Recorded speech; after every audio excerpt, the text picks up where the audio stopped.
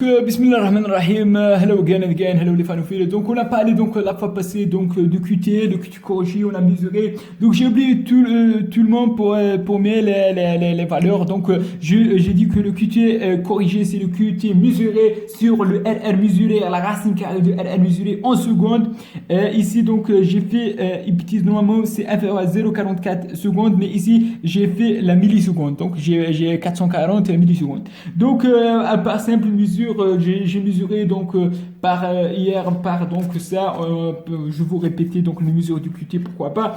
Donc j'ai fait donc la mesure ici de ce QT, j'ai trouvé 8 carreaux, 10 carreaux, j'ai multiplié par 0,04, j'ai trouvé 0,32 secondes. Et après j'ai mesuré le RR, j'ai trouvé 22 carreaux fois 0,04 égale 0,88 et j'ai fait 0,32 sur la racine de 0,88 et j'ai trouvé notre QT 0,34 qui est inférieur à 0,44 et qui est normal.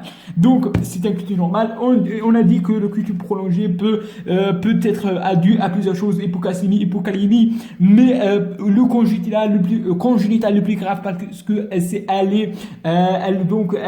elle risque ces patients qui ont un QT congénital prolongé sont au risque de la mort subite. Et on va terminer par l'onde U. L'onde U, c'est généralement très petit, mais parfois lorsqu'elle est positive et plus de 1,5 mm, donc elle peut être due à plusieurs choses telles que l'hypocalcémie, l'hypocalcémie, soit dans certains cas des hémorragies intracrâniennes qu'on peut trouver une onde U. Comment dirais-je? On peut trouver l'onde U positive. Donc l'onde U négative, c'est on trouve cette onde U négative dans l'hypertension sévère, très sévère. Donc on peut parfois, mais pas tout le temps. Donc jusqu'à maintenant l'onde U physiologie, elle n'a pas une déterminée pourquoi on a chez certains patients dans l'état physiologique une onde U et non du U.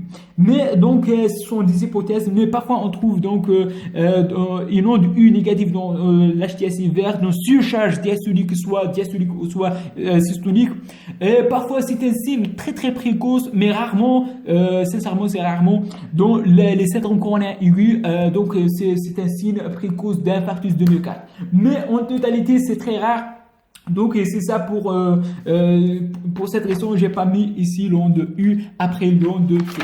Donc c'est ça, et pratiquement elle a la même direction que l'onde T. Donc je vous remercie pour votre attention et à la prochaine, Inch'Allah.